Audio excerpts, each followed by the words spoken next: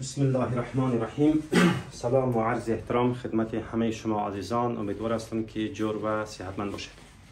عبدالرازق عادل هستم در خدمت شما. موضوع درس امروز ما هست در ارتباط با ذخایر لغات در زبان فرانسه، یعنی le vocabulaire en français. ما میخوایم که این زمان ذخایر لغات که ما اینجا کلمات را که می نویسیم، تضاد کلمه را یعنی در مقابلش می نویسیم و هر کلمه را در جمله استفاده میکنیم. امیدوار هستم تا آخر ویدیو ما را همراهی بکنید. ما روی چی کار میکنیم دوست عزیز؟ le vocabulaire کار میکنیم، یعنی ذخیره لغات. که تضاد کلمه را چی میگه؟ le contraire میگه. چی میگه؟ le contraire. تضاد کلمه. پس ما اگر بخوایم که از این شروع بکنیم در جمله شماره 1 چرا بگیریم؟ absent. تضاد ازی چی هسته؟ در حقیقت چی میگیریم؟ présent. حاضر. présent چی معنا میده؟ حاضر. absent غایب یا غیر حاضر میگیریم. غایب یا غیر حاضر. پس اگر بگم که مثل جمله استفاده بکنیم سعی کنیم میگم که il est absent. پس میگیریم که il est présent. او غیر حاضر است و او حاضر است. شما توجه بکنید قسمت. و دیگه مثلا کلمه دیگر دومی رو بگیریم. allumer. سعی کنین دوستا شما توجه بکنین allumer که در حقیقت تضاد از این کلمه چی میشه؟ éteint. éteint به معنای خاموش هست. allumer به معنای چی هست؟ روشن. مثلا اگر در جمله به کار بریم اینطور بگیریم سعی کنین une ampoule. سعی کنین une ampoule allumée. یک لامپی روشن. سعی کنین یک میگیریم این لامپی چی؟ لامپی روشن. اگر بگم که یک لامپی خاموش پس چی میگیریم؟ تضاد از این کلمه را که نوشته کنیم این یوازی allumée رو می نویسیم. نوشته میکنیم که une ampoule éteinte. به خاطر مؤنث است، به خاطر که او دادم دوستان عزیز. به دلیل چی که آمپول در اینجا همین لامپی ما که بود چی بود؟ مؤنث بود. به او دلیل که ما اینجا صفت مؤنث را به کار بردیم. پس une ampoule allumée. une ampoule éteinte. یک لامپی روشن، یک لامپی خاموش. و دیگه ما شما میتونیم بو داریم. سعی کنید دوستا بو که به معنای خوشقواره هم معنا میده. به معنای خوب و خوشقواره برای مذکر است البته. و خلاف از یا تضاد از چی میشه؟ له. یا داریم مثلا موش. اگر بگم که او مرد خوشقواره است چی میگیریم؟ ایله. سعی کنیم ایله بو. پس اگر بگم او زن که است بعد قواره است چی میگیریم؟ ال. سعی کنیم ال لد. ما خوب میفهمیم که شما به خاطر ازی که من صفت مؤنث به کار بردم اینجا و این صفت مذکر بود برای مردها به کار میرفت، اما این برای چی به کار میرفت؟ زنها. به خاطر که ضمیر فاعلی ما چی هست؟ مؤنث بود، به اون دلیل میره به کار بردم. سر شما میفهمید. خب میرم سر صفت سیومی کار میکنیم که دیگه داریم بو. یکی بو داشتیم که دیگه بون. این میشه مووی. مووی شما میفهمیم که خراب معنا میده. بون به معنای خوب معنا میده. خوب. این هم به معنای بد یا خراب. شما توجه بکنین. مثلا میگیم که une. سعی کنین une bonne. سعی کنین une bonne idée. یک نظری چی؟ میگیریم یک نظری خوب. یک نظری خوب. پس اگر بگم یک نظر خراب چی میگیریم؟ یوازی از این به کار میبریم. une نشته میکنیم une mauvaise. سعی کنین une mauvaise idée.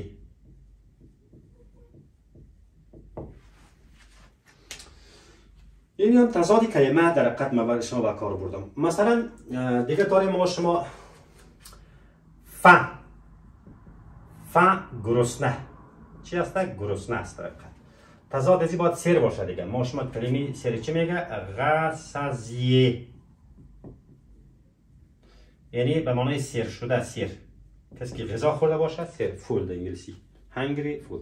پس اگر من در جمله بگم که این دوستان از شما توجه کردین در این قسمت که به خاطر که این صفت مذکر بود و یا مؤنث بود، نه صفت مؤنث از این به این میاد. به خاطر اینجا که ما را داریم به خاطر اینکه هم خود ایده مؤنث بود، همین اسم چی است در قد همین مؤنث بود، به خاطر صفت مؤنث هم روش بکار بود. خب منظور چی است که ما بخوایم در جمله بتونیم به کار بریم؟ فهم. پس این به فعل چی به کار میره؟ به امرای فعل افواق به کار میره. گرسنگی، تشنگی، چیزا رو قبلا در درس قبلی گفته بودم. پس اگر من گرسنه هستم چی هستیم؟ ژ فهم میگیریم. فکرتون باشه ژ فهم من گرسنه هستم. اگر بگم که من سیر هستم، با سیر به فعل ات صرف میکنیم. چی میگیریم؟ je suis rassasié. سعی کنید je suis rassasié. من چی هستم؟ سیر هستم. من گرسنه هستم، من سیر هستم. و دیگه لغاتی داریم از قبیل مثلا سعی کنین brûlant، glacial میه. سعی کنین. پس در اینجا چی معنا میده؟ brûlant به معنای سوزان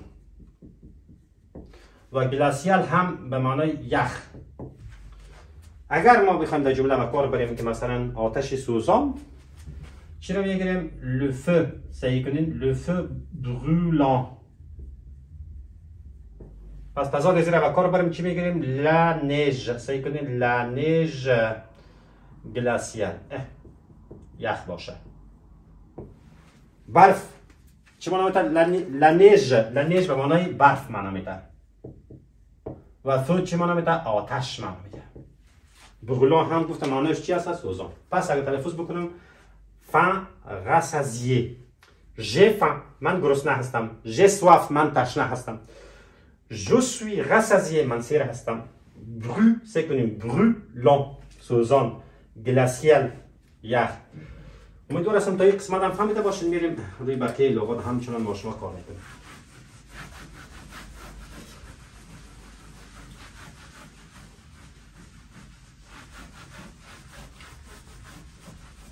ما شما داریم در اینجا کلم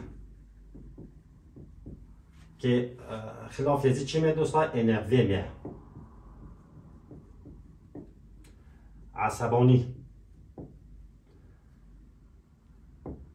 عصبانی میاد دوستان عزیز. و اینجا به معنای کلم آرام از لحاظ فکری منظورم است که آرام باشه. قرار باشه اگر من هر جمله زیر از کلمه از جمله به کار برم شاید زیاد چه خیر باشه. من چند کلمه رو اینجا براتون می نویسم. و دیگه داریم شعر داریم. سعی کنیم شعر. دیگه داریم bon marché. bon marché. bon marché به معنای ارزان. شعر به معنای گران یا قیمت. و مثلا دیگه داریم در اینجا chevelu.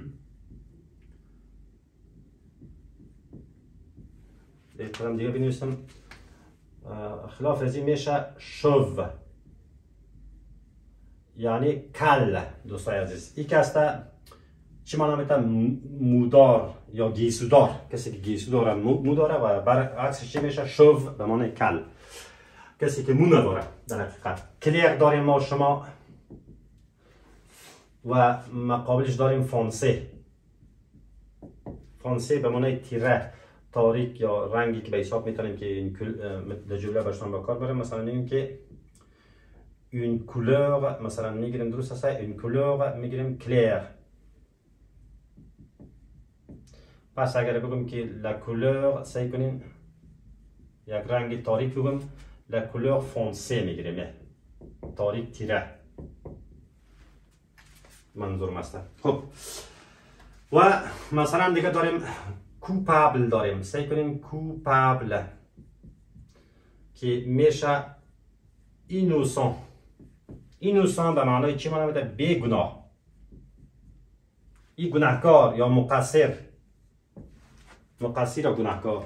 مقصر شد و برعکسش چی شد؟ innocent بیگناه. un homme coupable مثلا میگیم un homme innocent. پس ما شما داریم کوی داریم. مثلا اگر بگیریم کوی برعکس چی میشه؟ کرو. کرو به معنای خام، گوشت که خام میمانه. کوی به معنای پخته شده، پخته. la viande cuite گوشت چی پخته شده سعی کنین la viande cuite و برعکس اگر بگیریم la viande crue اینجا دیگه هم باز برش میتیم سعی کنین la viande crue یعنی گوشت چی گوشت خام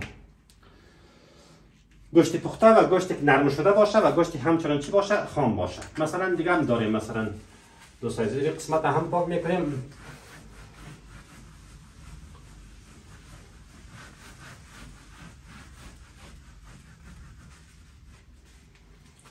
دیگه داریم مثلا دومیستیک مقابلش چی داریم سوواژ به معنی وحشی و دومیستیک چی هست خانگی میتونیم که un chien دومیستیک یک سگی خانگی بگویم نوشته میکنیم un animal بهتر است un animal نوشته میکنیم un animal دومیستیک اگر برعکسش بگیریم چی میگیریم مثلا میگیم که un tigre سعی کنین un tigre sauvage یک پلنگی چی وحشی در این قسمت چی هست؟ این پلنگ است در حقیقت این پلنگ میگه تیگر سوواژ هم وحشی برای شما گفتم ان انیمال یک حیوان خب میریم اگر روی لغات بیشترش کار بکنیم ما شما داریم بسیار لغات کلمات داریم که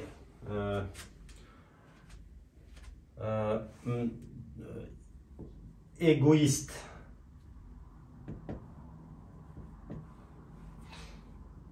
généreux egoïste به معنی خودخواه معنی میده کسی که خودخواه باشه چی باشه خودخواه باشه و برعکس ژنرو چی هست ژنرو به معنی مرد سخی ژنرو مثلا در جمله ما شما میتونیم بگیم که egoïste انوم نوشته میکنیم سعی کنین انوم egoïste یک مردی چی خودخواه یا une femme généreuse یک زنی سخاوتمند پس شما چه کنین une femme سعی کنین une femme میگیریم généreuse چون که مؤنث بودی برای مذکر بود و یه هم چی شد دوستای عزیز برای مؤنث شد یک خانمی سخاوتمند باشه و یک مردی که خودخواه باشه متضاد کلمهش همچنان چی میشه این میشه و دیگه داریم مثلا épée داریم فم épée به معنای چه معنی زخیم دبل باشه زخیم باشه و یه هم چی باشه بارید باشه un livre épais یک کتابی چی یک کتابی زخیم پس شما توجه بکنید که هر لغات از خود متضاد داره مثلا داریم سعی کنیم étroit پس large میشه سعی کنیم فراخ کلان بزرگ یا مثلا میتونیم بگیم که فراخ و شما توجه étroit به معنی چسب میگه چسب یا تنگ ما شما دستتون تنگ میگیم un pantalon étroit یک پتلونی چسب و همچنان میگن پانتالون لارژ یک پتلونی کلان پس اینا ما شما فسیل داریم سعی کنین فسیل میگیریم فسیل آسان متضاد از چی میشه دیفیسیل به معنای سخت دیفیسیل une question facile une question difficile یک سوال آسان و یک سوال چی سخت این قسمت همه پاک بکنم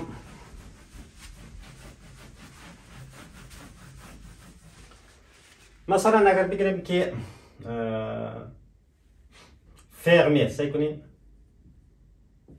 فرمی بسته که از این چی میشه اوور میشه باز مثلا فتیگان بگیریم سعی کنین فتیگان خسته کننده رپوزان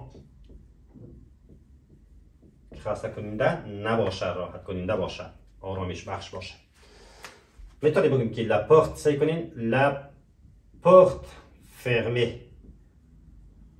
دروازه بسته و une porte ouverte. سعی کنین میگم که une porte ouverte. یک دروازه چی؟ باز. یک دروازه بسته. C'est un médicament میتونیم reposant بگوییم یا مثلا fatigant. مثلا بگم که les cours français sont fatigants. درس فرانسوی چی است؟ خسته کن است.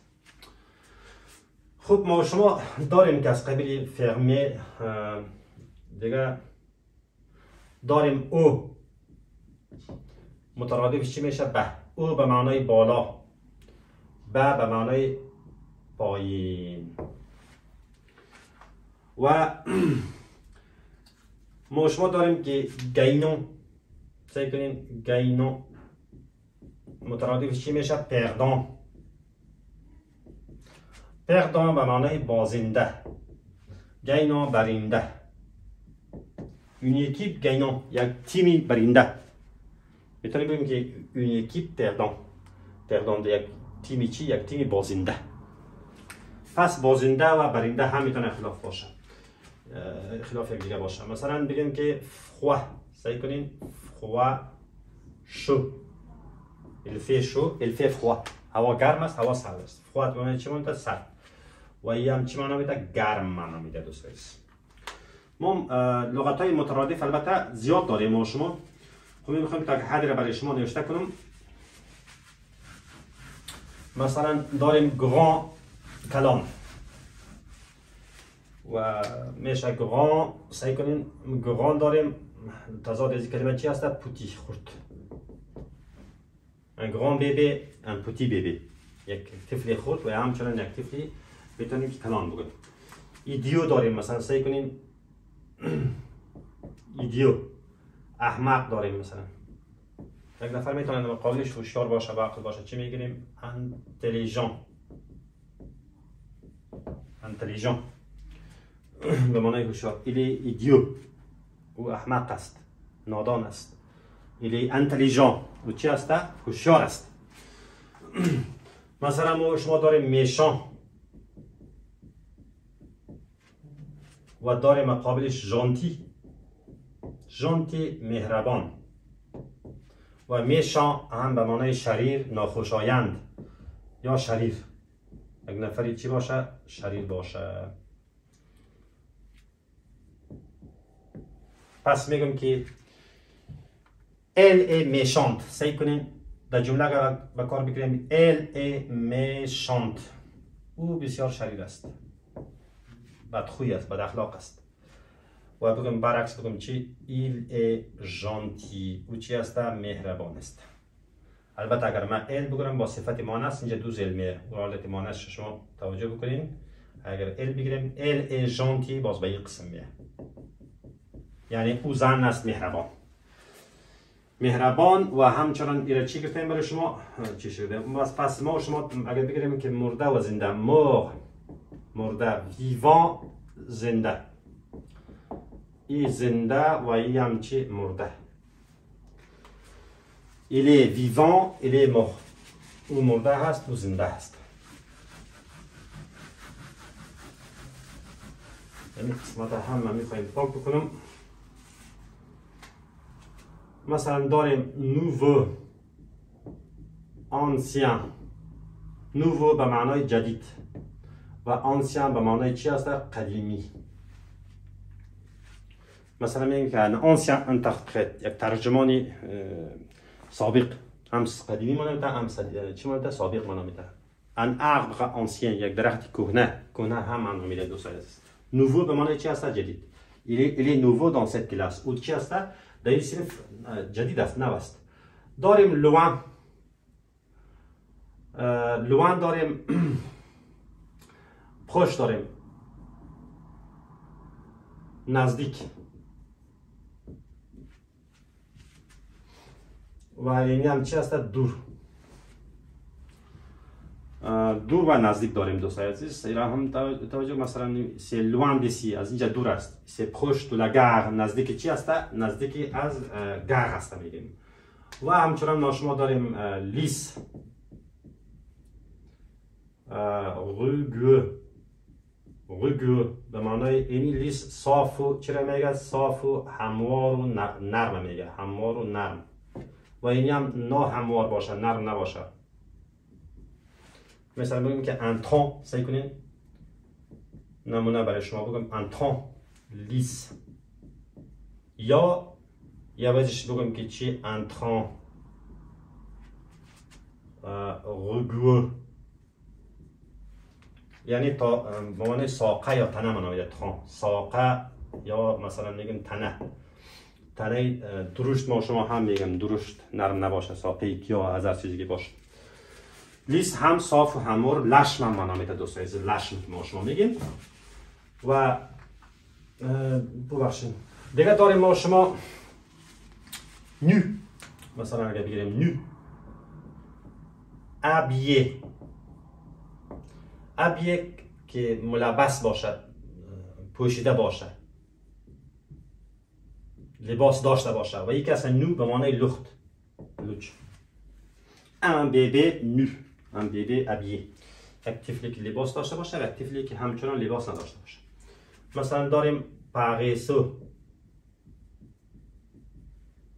پاریسو تنبل تضاد کلمه پاریسو بگم کارگر دیگه کارگر است چرا بگیریم travailleur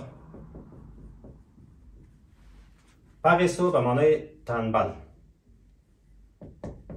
یعنی پاریسو مؤنثش چی میشه پاریسوز میشه دوستان travailleuse میشه باز کارگر و همچنان ما شما داریم پر خالی پر چی میگیره پلان وید خالی یه همچی معنی پر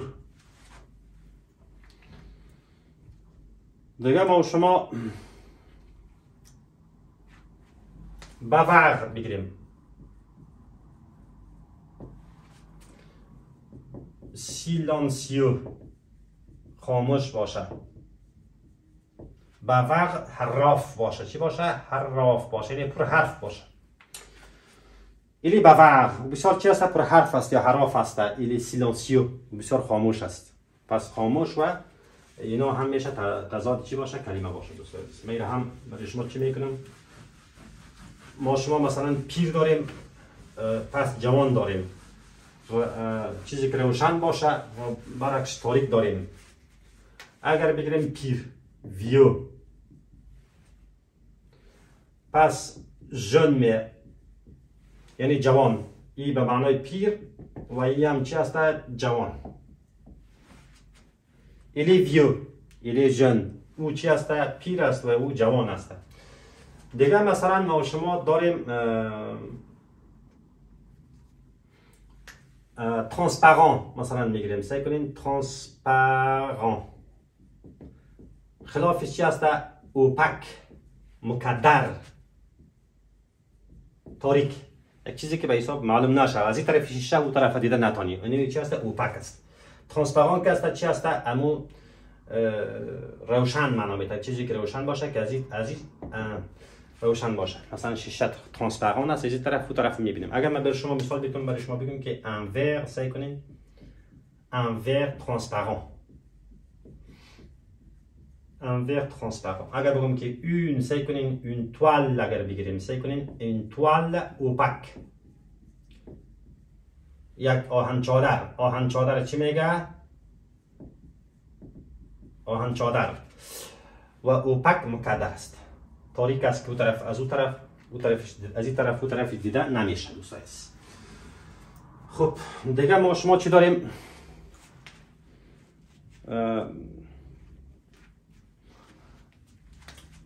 سک خشک مقابل چی داریم مویه مرطوب تر چیزی که چی باشه مرطوب باشه مثلا میگم le vêtement mouillé سعی کنین le vêtement mouillé کالا لباس در قچی است لباس تر مرطوب le vêtement sec و سشخص یاد شما باشه که خوشسالی ما نمیتونه سشخص و هم در قد از می گرفته شده. خب ما شما دیگه اگر نوشته بکنیم سامپل ساده نه کامپلیکه پیچیده،